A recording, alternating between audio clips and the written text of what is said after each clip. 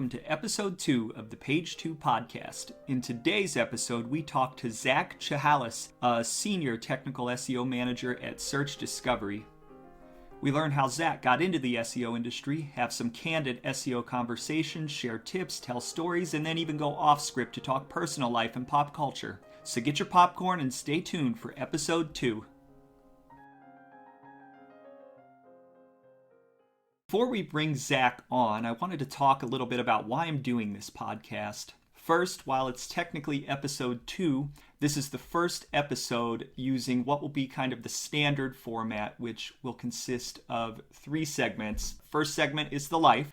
Second segment, making your bones. And the last segment is getting made. And I'll kind of explain that in a little bit. But I also wanted to talk about why I decided to do a podcast in the first place, right? The market is full of people trying to do podcasts, and there are just a bunch of voices, right, fighting to be heard. So, what's another podcast? How is this going to make a difference? And for me, SEO is something that I'm super passionate about, and that passion is something that I've wanted to share.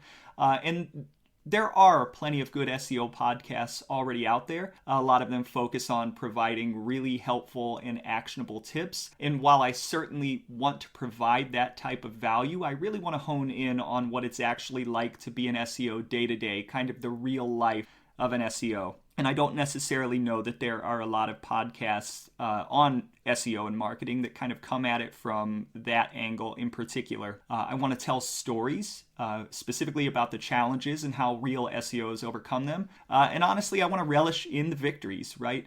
We SEOs, sometimes victories can be few and far between, and I want to talk about that as well. I also want to tell stories of how people become SEOs, which is something that I'm endlessly fascinated by. While it's true that some people do come right out of college and get into SEO, honestly, I've found that the majority of SEOs come from all walks of life, and that's something I wanted to explore. I don't just want to talk to well-known SEOs, though I certainly will adventure to have some of them on the Page 2 podcast. There are just so many great SEOs that you've never heard of, and I want to tell their stories too. And lastly, just like with many other industries, there is a lot of stress and anxiety. Honestly, it's fairly pervasive in the SEO industry, and I want to cover what it's like to be an SEO from a mental and emotional well-being standpoint, as well as talk about how to strike the balance of handling your business while still being happy, right? That's super important.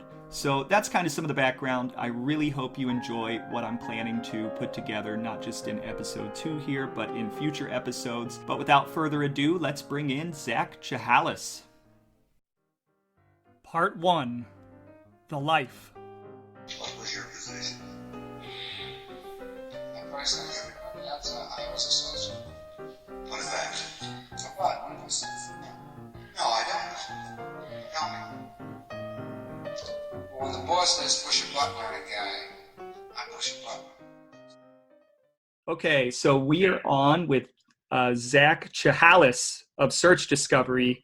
Full disclosure, Zack and I work together. Zack and I have been working together for about 3 months now, and Zack is well known around the office for being one of the brightest SEO minds, also one of the youngest, but also, from what I understand, and a very old soul, a 60-year-old trapped in a 27-year-old's body. So I'm hoping that kind of comes out.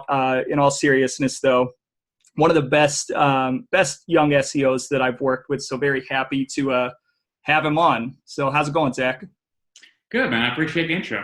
Doing good this evening. How about yourself? Doing great. Nothing like doing a podcast late on a Wednesday night after putting the kids to bed. So Zack, you're actually my second guest. The first guest was Rand Fishkin, so no pressure. No pressure. Yeah, that's a tough act to follow. All right. But the format, you'll be the first guest following the new format, and this is kind of the intended format. And I did the interview with Rand this summer while I was at startups.co. Did not intend to start a podcast at that point in time, so you're kind of the trial run through this new format. And the format, because of my love of mafia movies, is going to take on a little bit of a mob theme. So there will be 3 segments. Segment 1 will be the life, right? Everybody in the mob seems to call it the life. Second segment will be making your bones, right? In order to make your bones, you got to share some tips. And then the third segment will be getting made, right? In order to become a part of the Page 2 podcast family, we got to get personal and we got to get deep on pop culture. So without further ado, let's talk about the life. Yeah, sounds good. Here. So Zack, tell us about your background, right? So this particular segment is all about the story. I'm interested in understanding where SEOs come from, how they differ, how they got into SEO. People come from so many different backgrounds, and I just find it fascinating. So how did you get into SEO? Yeah, it's interesting because it wasn't a career plan for me to end up in SEO. Growing up, my mom was in finance, more financial systems. My dad was in more traditional marketing, more print-based marketing. And when I went to college, I was interested in kind of following both those paths because I saw both. I saw the benefits, I saw the negatives of both, but they both appealed to me in different ways. So I kind of geared a little bit more towards the marketing side of things. That seemed to appeal a little bit more.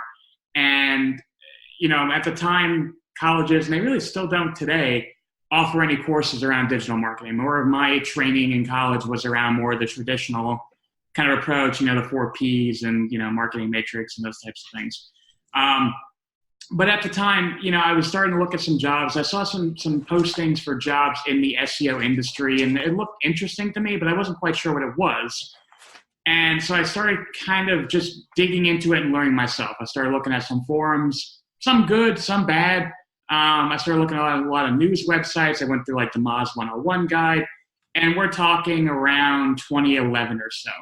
I was a junior in college, actually no, a sophomore in college at the time when I started running through that. And I also ran my own IT business at that time.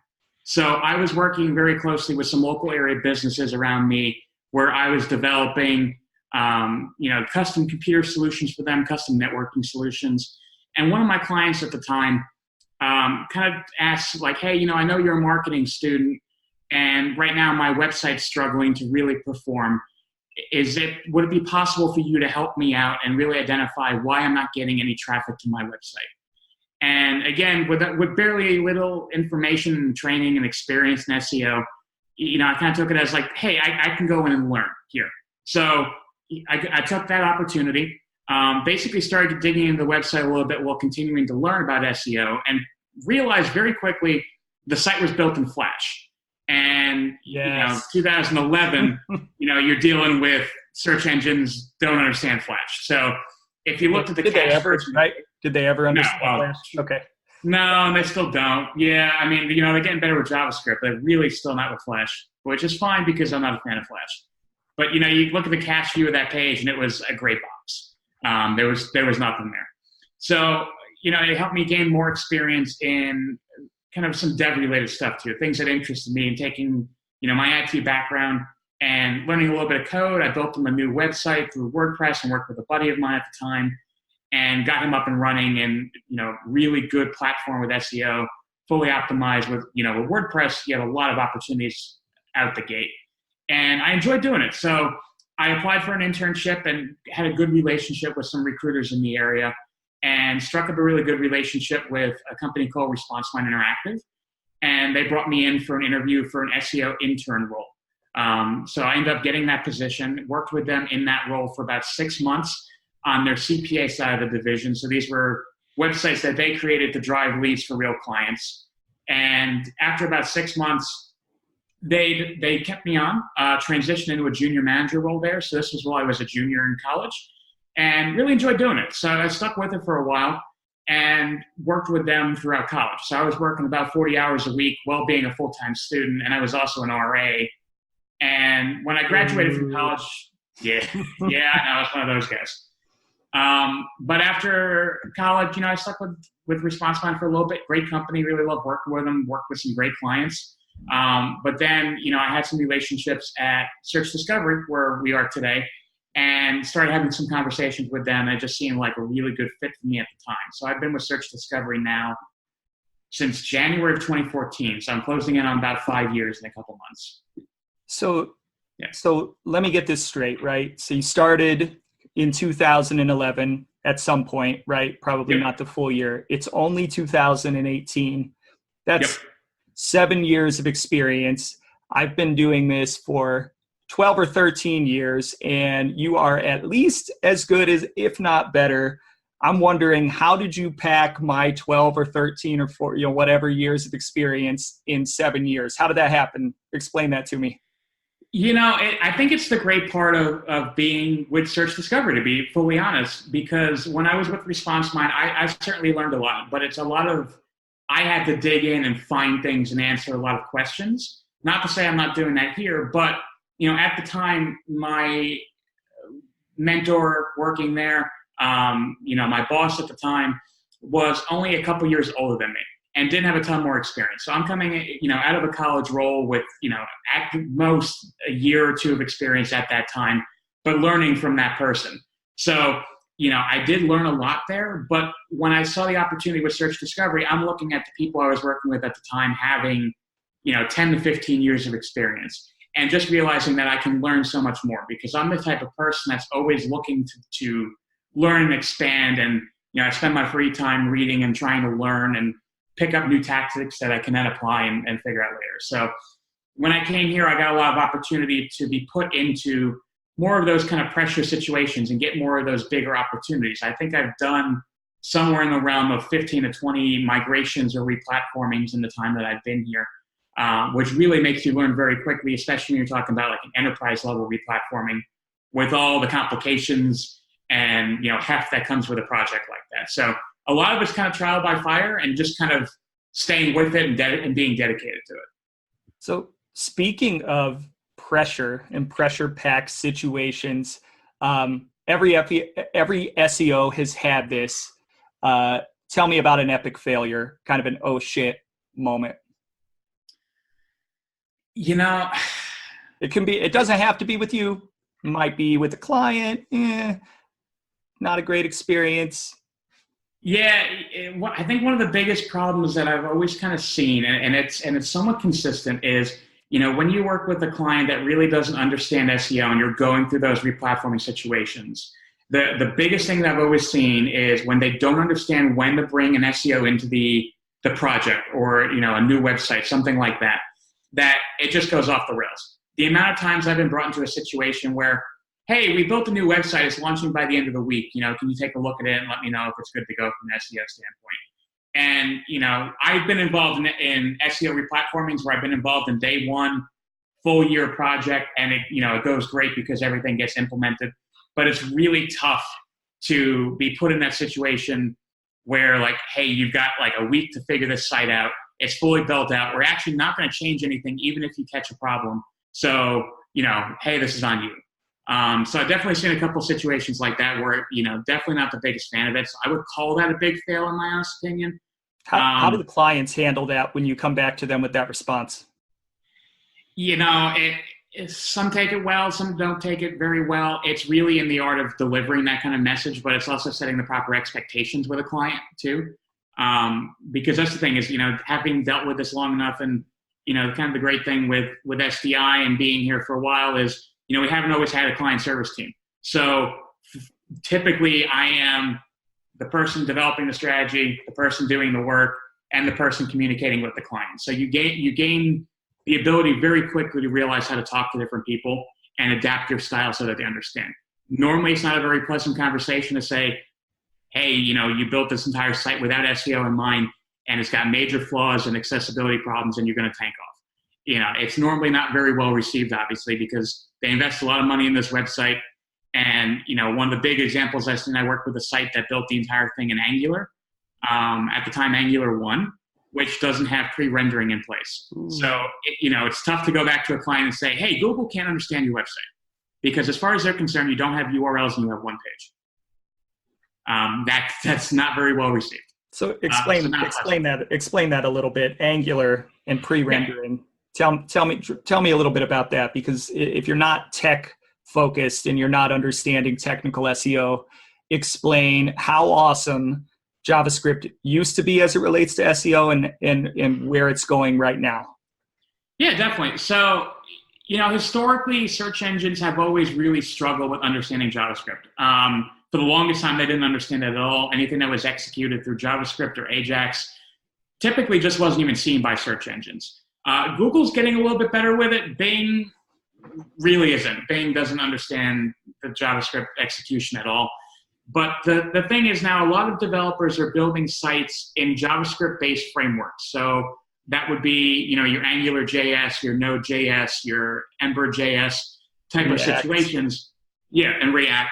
And, the thing is, search engines still don't really understand that JavaScript.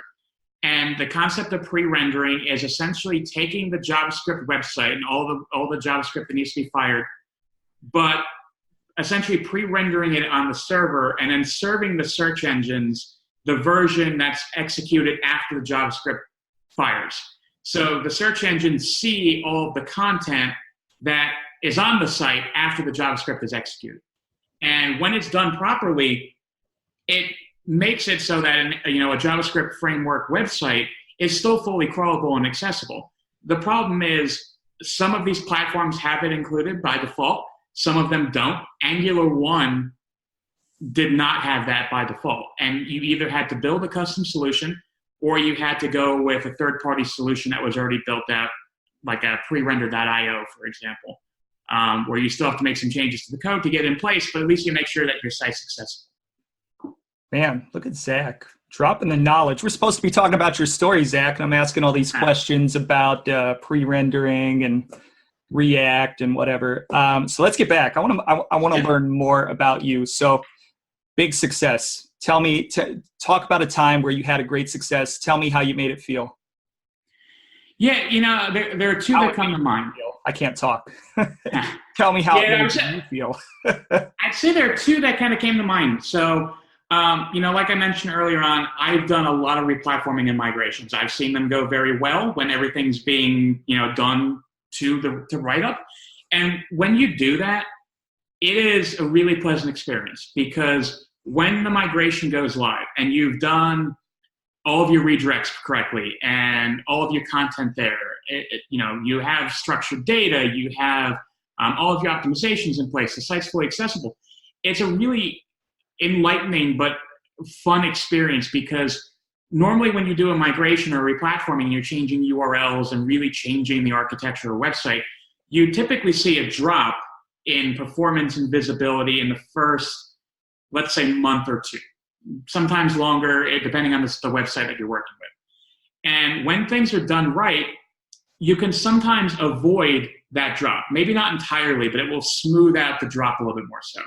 And I recently worked with a migration for one of our clients here at Search Discovery, where a lot of things were done right. And they went from a website that was very unoptimized to a fully optimized website where we were involved from the beginning. We now have structured data. We're now mobile friendly. We now have optimized metadata. We now have pagination and canonicalization. And we didn't see that drop. And if anything, we've only seen it go up from there. Our rankings have gone up. Total number of keywords we're ranking for are up about 15%.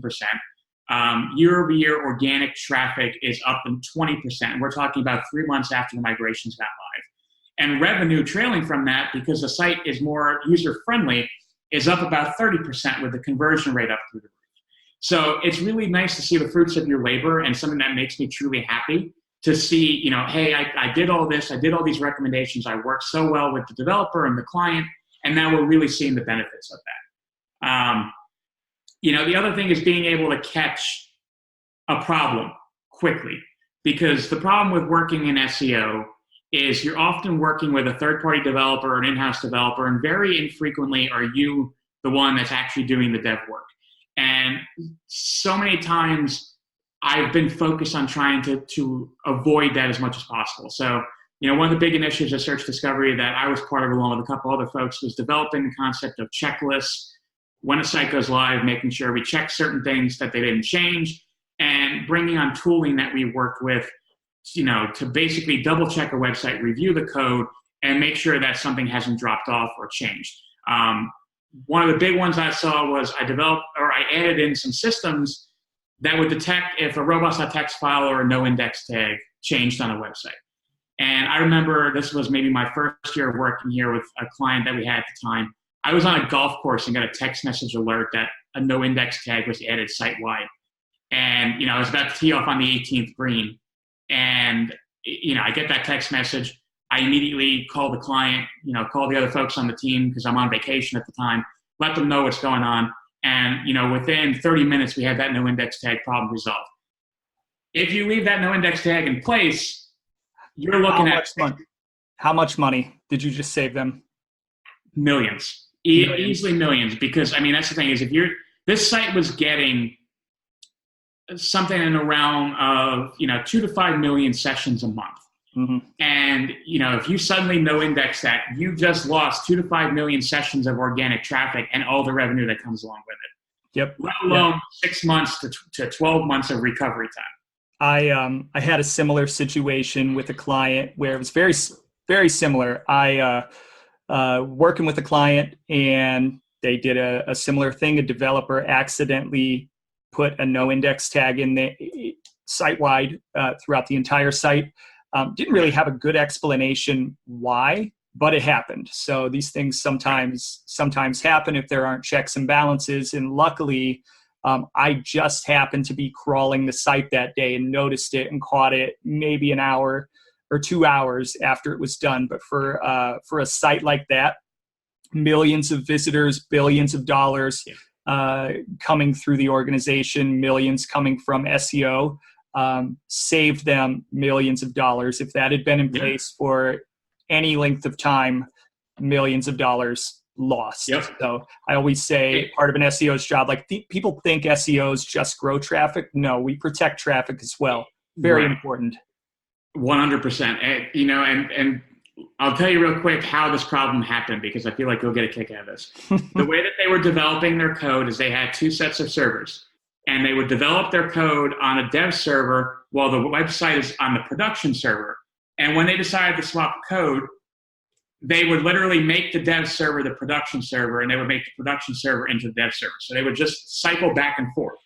The problem is no one had a check in place to remove the no index tag that was keeping the dev site blocked from search engines. So we also then worked with them to figure out, how do you not do that again? Because otherwise, it's just going to be a repeating pattern. And this is an enterprise level company. So that just goes to show you that even companies that you think have their shit together, in a lot of cases, nope. They're just regular guys and girls like you and me. So what's your typical day look like? You come into the office or you work from home? What do you do? You're diving into clients. Walk me through your typical day. What does it look like? Yeah, I'm usually in the office. I like to work with a couple of the other folks that are there. I typically start my day by, of course, just looking at my calendar and see what I've got going on meeting-wise that day. Normally, I've prepped a couple of days ahead of time. But the big thing is normally just starting off my day with looking at, Google Analytics or Adobe Analytics for each client that we work with, as well as things like Google Search Console and Bing Webmaster Tools and some of our alerting systems. Because the big thing I want to double-check is, did something break?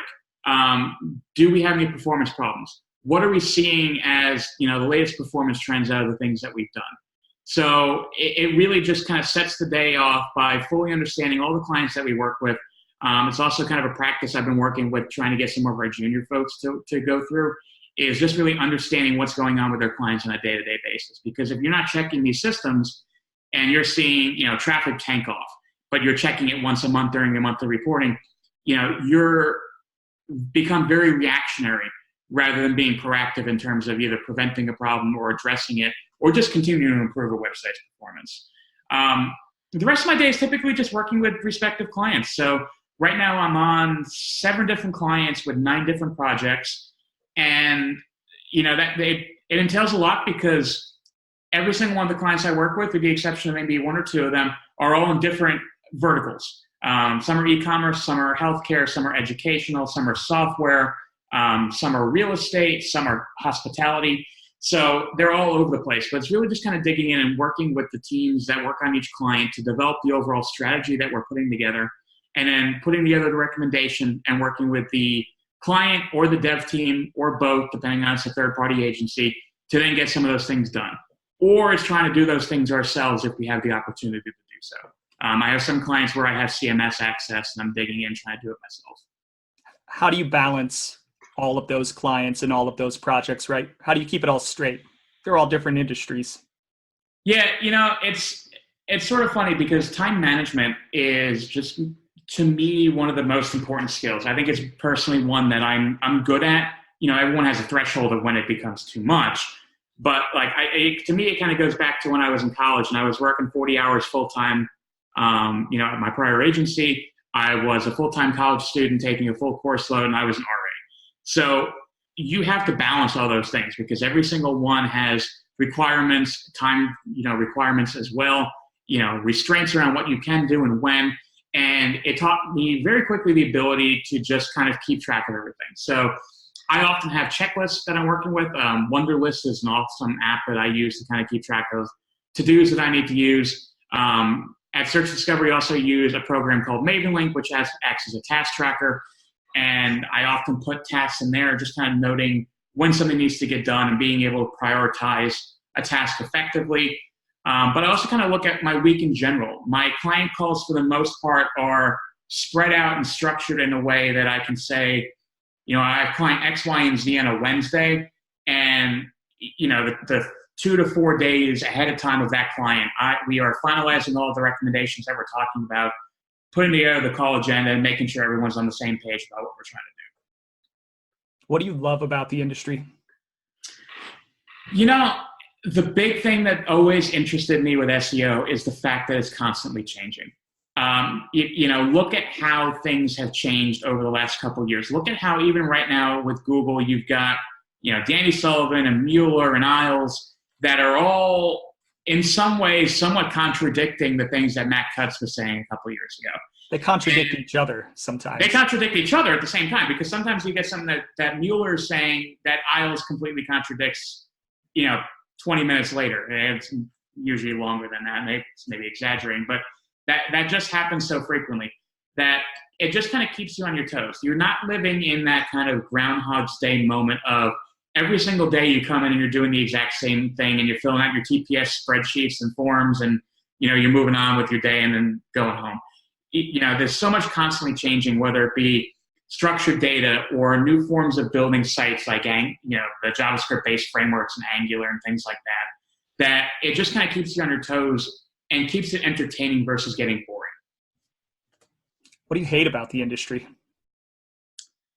I would say that same thing. It's sort of a double-edged sword because I've had situations before where I was working with a client to get structured data on their site for the longest time. And at the time, Google was recommending using photo as the element for a local business schema. And, it was 6 months to try and get that structured data on the site. And we get it live on their site, and 2 weeks later, they make it so that photo is no longer an accepted field and it now has to be image.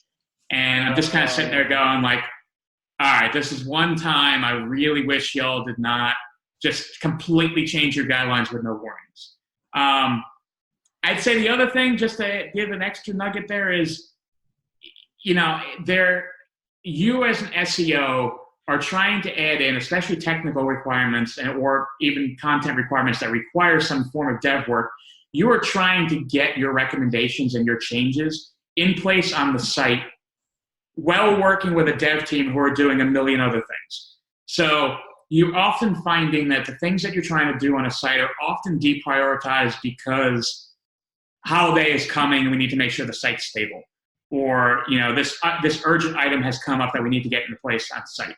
And it's just sort of funny because when we do eventually get those stories in place, and it takes 2 to 3 months for Google to really fully understand what it is that you did, then you start seeing impacts in traffic and revenue, and you're going up. And you just kind of sit there and wish you had that in place 3 months earlier when the original plan was. I just had this happen today. This thing that you're deprioritizing, I know you're focused on holiday. It's coming, right? Winter is coming. But let me tell you something. SEO can help make your numbers look better during holiday. Right. And you have to implement it now, September, October, for it to have a tangible impact and a lot of people, again, it's just they want to put it on the back burner and say, we'll deal with that in Q1, right? When we've got time. Right. But then in Q1, something else comes up. So I feel like it's almost an exercise in the psychology of how do you get people to do what you need them to do. And sometimes it's not always easy. And I feel like we spend a lot of time, not just crafting great recommendations, but also figuring out how to get people to actually first accept that they're a good idea, and second, get them on the site, and get them on the site in an accurate way, which doesn't always happen either. And it becomes a challenge too, because a lot of the times you're working with people that are asking, well, what's the ROI on this? And, when you're in paid search, you have a lot more ability to basically say, if I increase ad spend by X, and if I do this tactic, I can get a Y return on ad spend and return your investment 10-fold, 15-fold, whatever it might be. Whereas SEO, there are so many factors at play that you get a story and it's, I want to add structured data to the site. All right, what's this going to do to the bottom line? Let me just Rain Man all those numbers and take 2 to the 10th power, and I'll figure out what that little robots.txt change exactly is going to bring you in terms of dollars in. Never easy. Right. No, it's never easy. You start to try and figure out ways to make it work. If we did this, it would move this from position 8 to position 5. This would result in X% increase in click-through rate. You try to start doing the math, but it still is. It's a guessing game. Usually we're close, but there are times where you're not. No, not even in the ballpark. Nope. So, last question in this segment. Everybody starts with somebody else. There's somebody that came before them who helps them to get where they are. And not talking about life mentors. Who's your SEO mentor? Who taught you the most? I've got 2 people, and I'm going to be honest with you because I'm probably breaking your question. One is a guy named Jon Sherrod. He was the director of SEO and the lead of SEO at Search Discovery for, I think, going on 7 or 8 years. And, he was the person that brought me into Search Discovery, and I learned the most from him. He was someone that was in the industry for, a couple of decades, close to 20 years. Since the beginning. And just had so much experience there. And I learned so much from working with him because, he gave me the opportunity to work with things like various site migrations and major clients that are enterprise level and different situations. And he was always someone I could go and bounce an idea off of. So I learned a lot from him in terms of the overall technique. And I learned a lot from him from the technical side of things because he used to be an ex-developer, and that's kind of where he started getting into SEO. And it was really easy to kind of go and learn from him and pick his brain and be more proficient in different topics.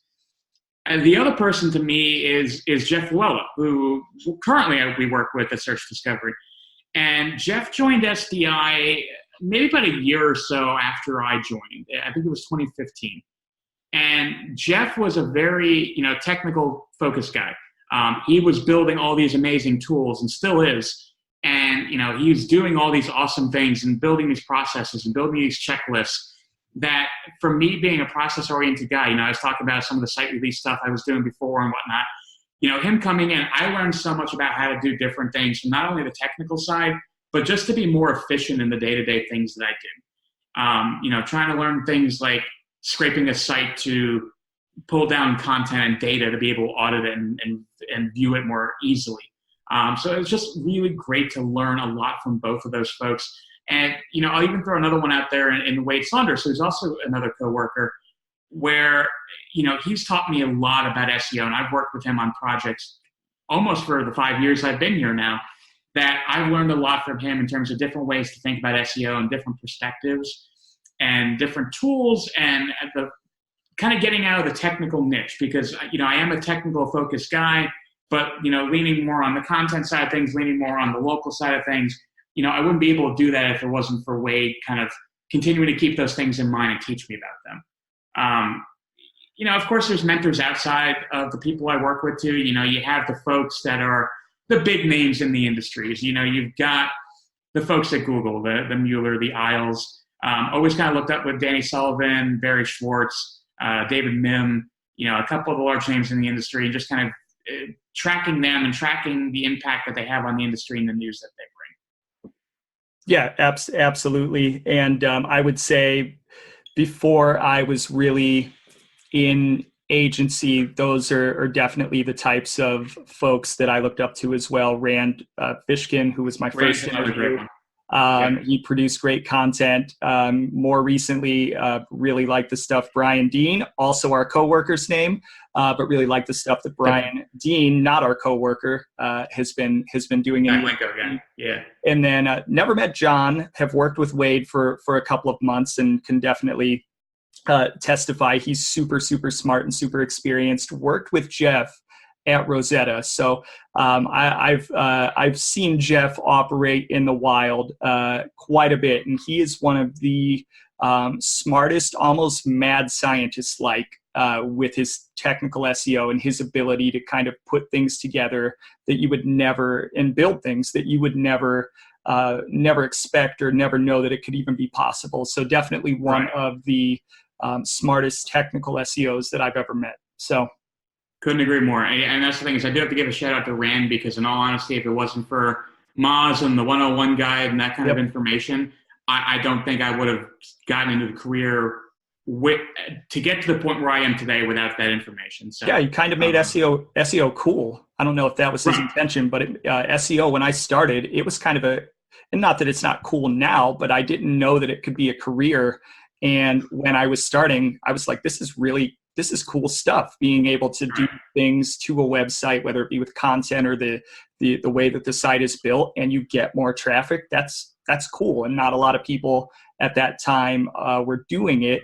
And even now in 2018, you still can't really go to college to be an SEO, which is amazing. So basically anybody in the industry, theoretically in 5 or 10 years, when the colleges start catching up, if those are even things anymore, they're becoming obsolete themselves. People in the industry today literally could teach SEO, which is an amazing thought. So it's sort of funny, because that's the thing is, I went to Emory University, and at the time, like I said, they didn't have anything SEO related. It was entirely more traditional based marketing or marketing analytics. And more recently, in 3 out of the last 5 years, I've actually gone back and lectured on SEO 101 for Emory. They now have a digital marketing and analytics course, but they don't spend a ton of time on those kind of fields, because you and I have both been in the industry for, I think, combined over 20 years. Mm-hmm. And you kind of look at it going it's really tough to distill that down into a semester-long course. And even more so when I was doing it, last month at the most recent time, trying to distill that down into an hour PowerPoint too. You leave so much out of the mix, and it's tough to really equate out to all the basic practices and how that transforms into what we actually do and the results that drives. Yeah. It's like playing Tecmo Bowl with your 4 plays, and now playing Madden, where you could literally read defenses, set hot reads. You've got a full playbook of 500 plays, right? Yeah, kind of like that. You're giving them the 4-play version of SEO, and it just doesn't do it justice. Part 2, making your bones.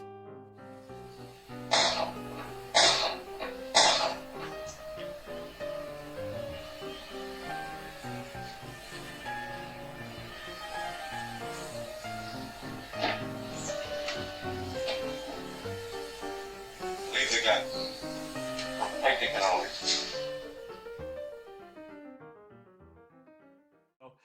You got to make your bones, Zach. Drop a knowledge bomb. Tell me something that I didn't know. Tell the people you didn't know.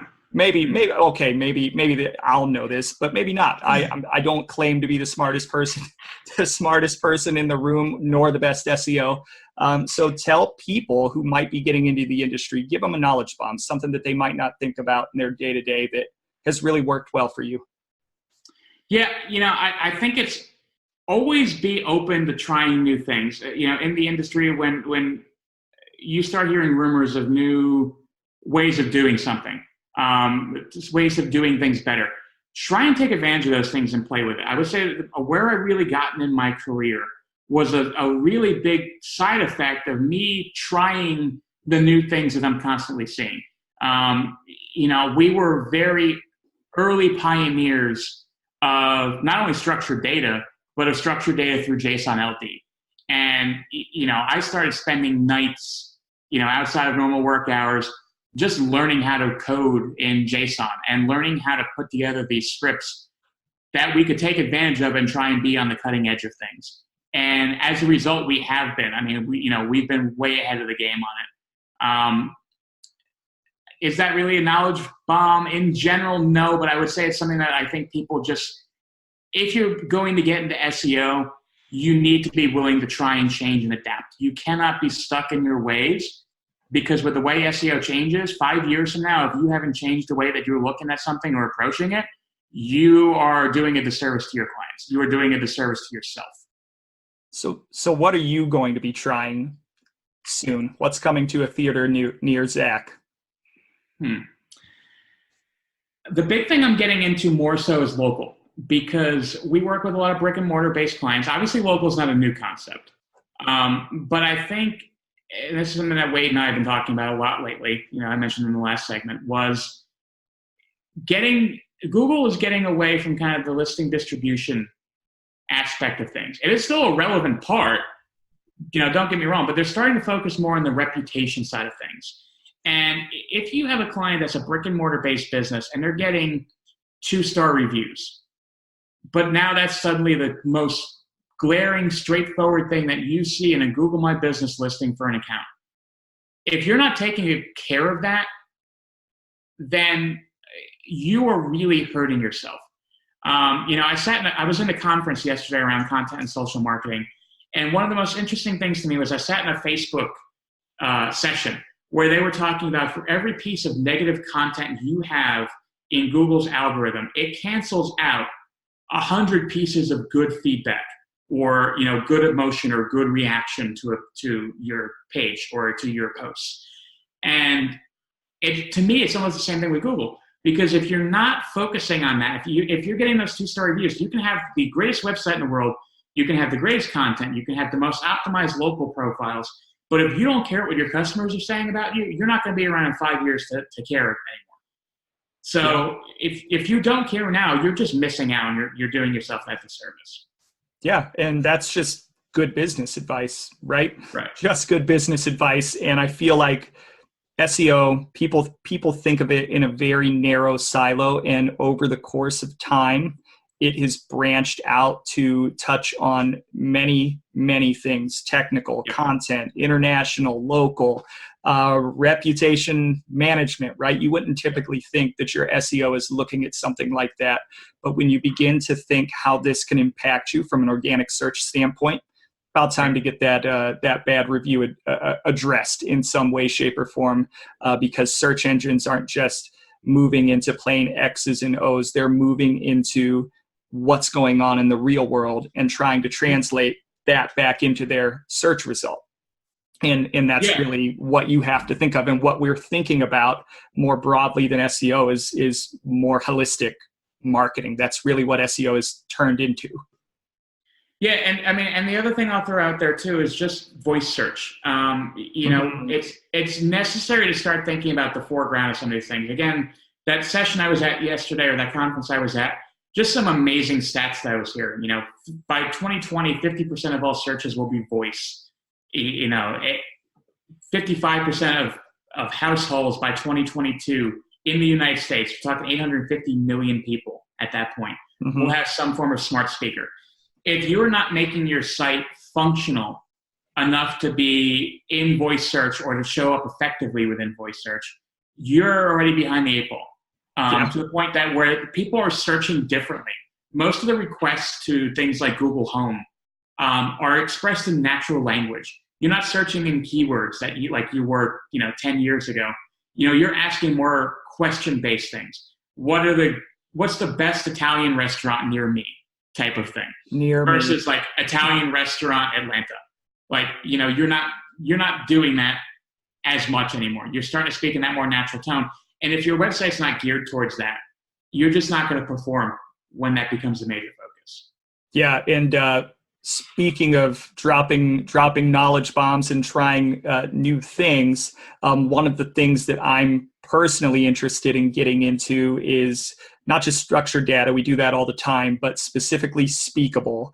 There's an attribute within, I believe it's the web page schema called speakable that allows you to mark up certain lines of text or dialogue in your website and say, hey, Google, hey, search engine, we want this to be speakable text. So definitely interested in seeing kind of what happens when we get that implemented on some client websites and kind of seeing the ramifications of that. Yeah, the other big part's question schema too. As more Q&A questions come out there, like if you have an FAQ, you need to be using question schema. Yeah. And just in general, if you can find a place to use it. So what's in your tool belt? What tools do you like? So it's kind of the cop-out answer, but Screaming Frog is, of course, one of my favorite tools, just to be able to fully digest a site, crawl it, identify big areas of opportunity, but even just testing things. Going through and I need to test redirect mapping, or I need to see if any pages are linking to URL X, Y, and Z. Sitebulb is one I've been experimenting with. Yeah, I was going to say I had a little bird on my shoulder telling me you were thinking about cheating on Screaming Frog with Sitebulb. So here's the thing with Sitebulb. I've had some problems lately, and I think Screaming Frog's getting better. The latest version that they're on is much better than what it used to be, where some of the more JavaScript framework-based sites that we've been working with are sites that were just really heavy in JavaScript and Ajax. We're struggling with Screaming Frog, and it was not really picking up the content all that well, regardless of the settings you tried. Whereas I stuck it in Sitebulb and really, without having to do a ton of tweaking to the settings, was able to get the tool through the site with no problem. So I see it more as a supplement and not a replacement yet. The thing with Sitebulb is it's, for lack of better words, prettier. It's got a more user-friendly interface, whereas Screaming Frog makes you do more of the work, makes you really dig into the data. And I'm a data guy, so I do love Screaming Frog for that sense, but it's nice to be able to fully get through a site in the event that Screaming Frog for some reason couldn't do it. It's very rare, but it happens. Yeah. Some of the other ones I really love, just in the realm of auditing and crawling, Deep Crawl is amazing. Again, it kind of falls more to that beautified interface that Screaming Frog has. It gives you similar information and data, but great when you're trying to audit a website and really trying to identify what those opportunities are. SEMrush is one that I absolutely love for a variety of reasons, whether it be auditing a site, competitive insights, performance insights, content insights, navigating in the backlinking more so, and toxicity and those types of things. Ahrefs is one I've always been passionate fan of. I am definitely an Ahrefs fanboy in that sense. Oh yeah. Back when 6 or 7 years, well, I guess 6 years ago, I was working with a client that got a backlink penalty. And if it wasn't for Ahrefs and the data that I was getting out of it, I would not have been able to get that penalty removed. It was a client that came to us with a massive backlink penalty, and just trying to find all the links that I needed to clean up and disavow would not have been possible if I was relying on just Google Search Console's, linked domains report alone. Mm-hmm. So definitely extremely valuable just to get the greater picture there. They're kind of trying to become more SEMrushish. They're trying to compete with each other at this point and having more of the competitive research, keyword research, paid research, and all these types of things now. I like to stick with what each tool knows best. So let me tell you a story about Ahrefs in particular. I wrote an article on my blog maybe 3 years ago, and big list of tools that I use, best tools, whatever. And at that point in time, the last time that I had used Ahrefs, it was just a link tool, right? That's where they started out. That's where they originally kind of made their bones, right? And I made the mistake of calling it just that and saying, this tool's not that great, but it's good for links. And Tim Sulo, who I believe is the head of marketing over there, actually personally reached out to me and gave me, it was pretty cryptic, said, hey, I think you're a little bit wrong. I think we've come a long way," and gave me a free 6-month license to just go and kind of test drive. And once I got into that tool, I kind of just like fell in love with it. Yeah. And they do some great things. It's such a great tool, and they're always doing new things. And boy, was I couldn't have been more wrong about that tool, and it has become so much more. And no, this podcast not sponsored by Ahrefs. Tim Sulo did not tell me to say that. They're making a great tool.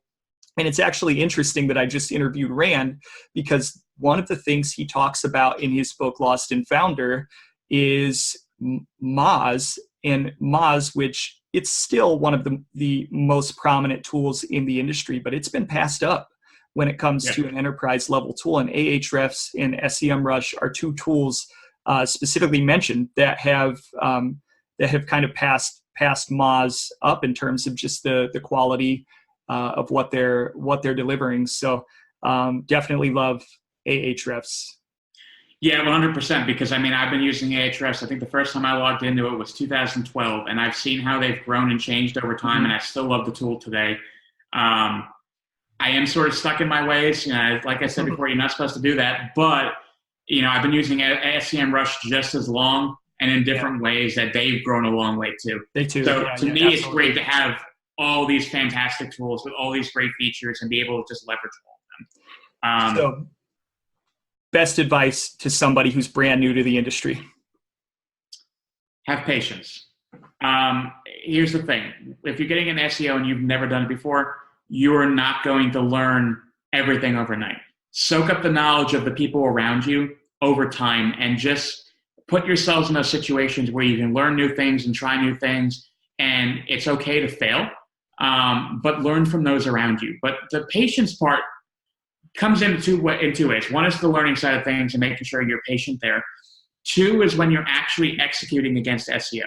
One of the biggest things, like we mentioned before, is you develop these recommendations, you provide it to a client, and you got to get into a queue of 200 other stories that are either you, your team, another team, the dev team, the marketing team. All these things need to get implemented. And don't have the general expectation that you submit a story and it's going to be implemented the next day. Now, there are companies that do that. I certainly worked with a client where we gave them an entire technical audit and they had the whole thing knocked out in 3 weeks.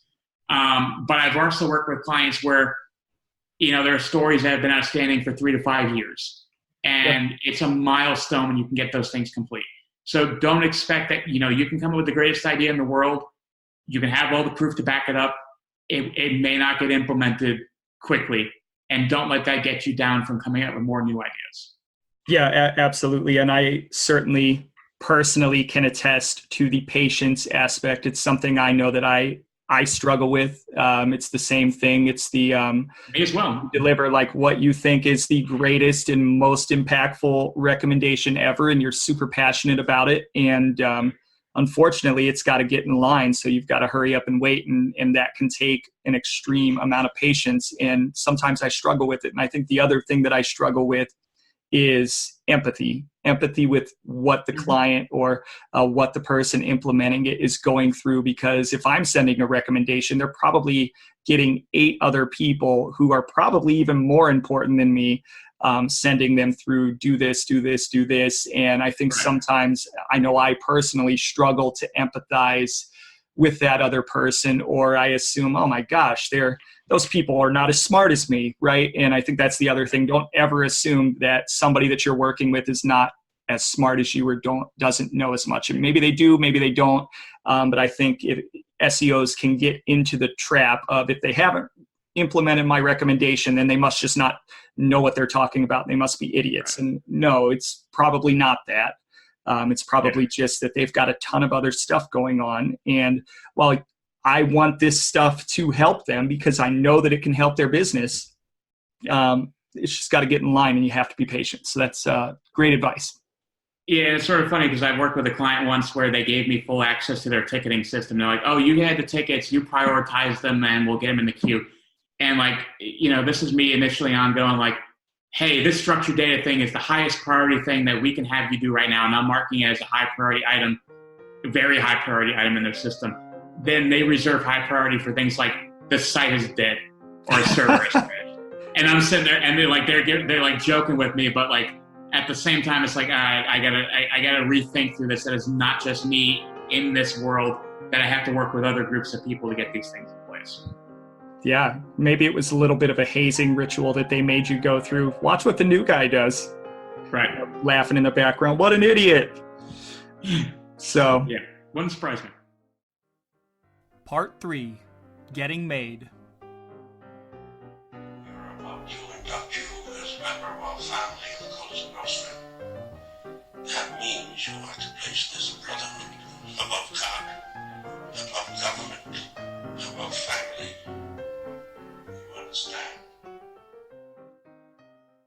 So last segment, getting made. So in order to get made into the Page 2 podcast family, we've got to get a little bit personal. So right. Zack, what don't people know about you besides the fact that you're drinking whiskey Right now. Yes. right now? The people that are really close to me start to know these things, but I often don't. I don't publicize it as a ton. I am very into cars. Really? People that get very close to me, start to realize that a little bit more so. But I've been driving all of, I guess now 11 years. It was 10 years. I've had over a dozen cars in the 10 years. I am very terrible at holding onto a car, but I love cars. I love going for a drive. I love the concept of them. I just love working with them in that sense. I'm not a mechanic by any means, but like anything about cars, I absolutely love. My first car was actually, I drove a snowplow truck for 2 years while living in the Northeast. With the snowplow on? With the snowplow on. I was making money on that. So it was a nice little feature, but I had this little Toyota pickup truck with a snowplow on it. At the time, the house I lived in had a downhill sloping 1/4 mile long driveway. If you didn't have a snowplow on that thing, you were shoveling for a couple hours. Who would have ever thought that somebody in SEO today used to be a snowplow driver? Crazy. Yeah, I've been around career-wise a little bit. And even in the time I've been around, yeah. What other cars? What's your favorite car? Favorite car that I don't own right now is either an Aston Martin DB5. I'm a big James Bond fan. So I love that car from Goldfinger. It's been featured in other James Bond movies, but I love that car. Or honestly, a Toyota Supra. Again, kind of going back towards movies. One of the first car-related movies I remember seeing was the original Fast and the Furious. So this might date me a little bit because I think that came out in 2000. You're so old. I know, yeah. I was in college when that came out. I was 10. No, 9 probably. But I just remember seeing, Paul Walker at the time in that bright orange Supra. And I can't say the bright orange would do anything for me, but I just fell in love with that car. And I'm waiting for the new one to come out, and I'll be putting a deposit on it the second I can. So I'm excited for that one because it's actually supposedly going to be affordable, at least the new version of it. So basically I am in no way, shape, or form a car guy, and with respect to fixing things and or driving cars, I am one of the least manly people that you could possibly imagine. Now on the flip side of that, with liking sports, super manly, athletic, those type, I grew up with an athletic background, very, very manly with that. Can't change the oil in my car. So you could be saying Aston Martin and Ford, and those both sound great to me. I have no idea the difference between them, but I know a true gearhead would punch me right in the face. In fairness, in your defense, at one point they were the same company. So you have that going for you. Didn't know that. That's lucky. So movies, you sound like a movie buff. So one of the things that I want to ask everybody, because I also am a movie buff and I love The Office, and one of the games in one of the famous episodes that they played is called Desert Island Movies. So you've got 5. These are the 5 movies that you'll be listening to for the rest of your life when you're stranded on a desert island. Go. All right, so I got to start with The Godfather. Don't say Legally Blonde. Gonna have to cross Legally Blonde off my list. Sorry. All right. But I got to say The Godfather. Yes. I remember I wouldn't say as a kid, but I mean, I was old enough and mature enough to watch the movie. I was maybe 11 or 12 when I started watching it. And my dad used to love these movies. I actually remember getting him the box set for him when I first came out on DVD. As like That's a good son right there. Yeah. And I just remember sitting there and watching that movie and just being captivated with it. So much so that, again, probably might date me, might not, but like my AOL Instant Messenger screen name was Corleone and like my birthday at the end of it. And I still use that screen name a lot to this day on different things. But I would say that's got to be on the list. I guess I maybe have to throw in Godfather 2, but I'm going to leave that out for right now. I would say Goldfinger. Like I said, I'm a big James Bond guy. I've always loved that movie. So many pieces about it have always kind of been up that alley for me. And wait, Goldfinger is Pierce Brosnan, right? Goldfinger is Sean Connery. Oh, wait. I'm thinking of the video game. You're thinking of GoldenEye. GoldenEye. All right. See that? I have no idea. I like the Bond movies, but I'm not into the historical Bond movies. But I know people are very passionate about the different Bonds, kind of like the different Doctor Who's. So, like, who's your best Bond? Ooh. I would say Sean Connery's number 1. Daniel Craig for me is 2. I would put Roger Moore at 3. I put Brosnan at 4, and then the other actors that did like 2 or 3 movies. I would say Goldfinger was Goldfinger Connery. Goldfinger was Connery. Goldfinger was the 4th movie that was made. No, it's not. The 3rd movie that was made. It was Dr. No, From Russia with Love, Goldfinger, but that was made in 64 or 65. I think it was 64. Came out in 65, I believe. Absolutely loved that movie. I remember watching that a lot with my dad growing up. GoldenEye was James Bond with Pierce Brosnan's first movie in the mid-90s. Okay, yeah, I remember that. I was a kid. So the only thing I know Sean Connery, right? But the biggest thing that I think of when I think of Sean Connery is the Saturday Night Live skit with Alex Trebek. Oh, yes. Suck it, Trebek. Yes. I absolutely love that. Yeah, I grew up watching oh, man. Saturday Night Live. Back when it used to be good. I'm not a big fan anymore, honestly. Nah. So we've got the Godfather, we've got Goldfinger. You got 3 more. Rest of your life. All right. It's probably stupid, but Super Troopers 1. Super Troopers 1. The second one was good, but Super Troopers 1. Absolutely always watched that movie. I've seen it a ton. I feel like it's one of those movies I can literally watch once a week and not really get sick of it. Yeah. Well, that's the point. Yeah. Right. That's the thing. It's like I want a movie that I'm not going to hate. Another one I would throw in around this Office Space. I've already made a TPS reference tonight. Yes. But that's another one where like I could throw that on every little once in a while and just kind of enjoy that. I'm going to go ahead and come in on Saturday. Yeah. Mm-hmm. Yeah, I've been meaning to pick up a Swingline stapler for you. That's right. I need one for the office. So number 5. What's your last one? Number 5, and I think it kind of alluded to it before, but I'm a car guy. You could give me any movie that has a car chase scene in it, and I'd be happy about it. But like I said, the first Fast and the Furious movie, just with the cars that were in it, and the story sucked. I mean, I won't lie about it. They've certainly gotten, I don't know if I would say better. They've gotten more interesting lately. But like the car culture that was in that, it's borderline tied to me with Gone in 60 Seconds. Just for the cars, that movie wasn't. It was all right, but the cars in it were great. So I guess I would go with Fast and the Furious, the first one, just because the impact it had on me from a car culture standpoint. All right. So what's on your? I don't know. Like people the kids use different apps these days. So I didn't want to say like what's on your Spotify because maybe that's old news. What's on your quote unquote generic music app right now? What are you listening to? Well, and here's the part where I might start to date myself a little bit. I'm Yes. not listening to records, but I don't use any music apps. Yes. I still like to own my music. I actually have my iTunes library up next to me right now. I still buy CDs. I actually have one came today. And wow. all of that still goes into my It's iTunes library. It still syncs with my phone.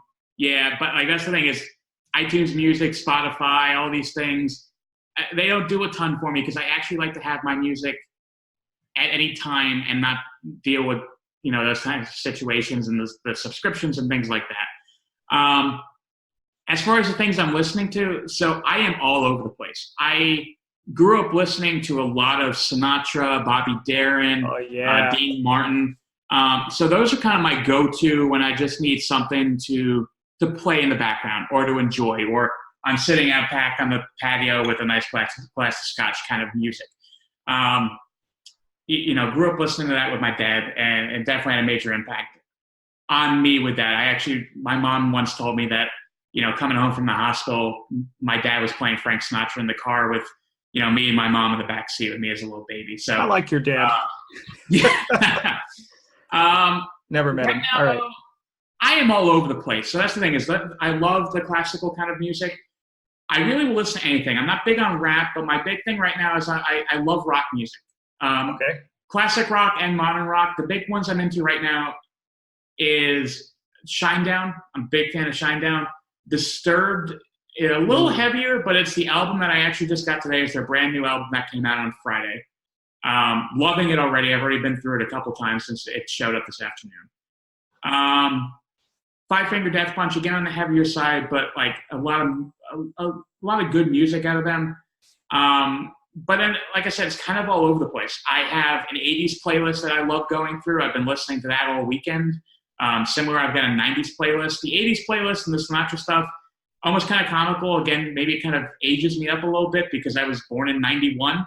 But I love 80s music for some reason. That makes me feel so awful. But yeah, I mean, I like, you know, Sinatra, Bobby Darin, you know, we're talking anywhere from the late 40s through, I guess, 80s. 60s, 70s, yeah. 60s, 70s. I'll count some of Sinatra's later stuff in the 80s. 50s is like the golden age. Yeah, 50s is definitely the golden age. Oh, yeah. Yeah. Yeah, I guess one movie I left off the list, but I guess I'm already past that is... Nope, you don't get any more, but you can say it anyways. I'll say like the Bobby Darin story, or the Kevin Spacey, I guess maybe that's not the right thing to say these days, but the Beyond the Sea movie that he did. I will give him one thing. He is a talented singer because he sang that entire soundtrack for Beyond the Sea, doing Bobby Darin songs, and it was beyond amazing. I actually still have that soundtrack. It's amazing to listen to. Cool. So Zach, want to thank you for your time. Yeah. Great discussion, great answers. Where can people find you? I would say the best two things would be Twitter or LinkedIn. Twitter is at Zack Chahalis, ZACHCHAHALIS, or hit me up on LinkedIn as well. Usually like to share out news articles, updates, things like that on both platforms. Awesome. Thanks, Zach. And yeah, good discussion. Yeah, thank you. Thank you for having me.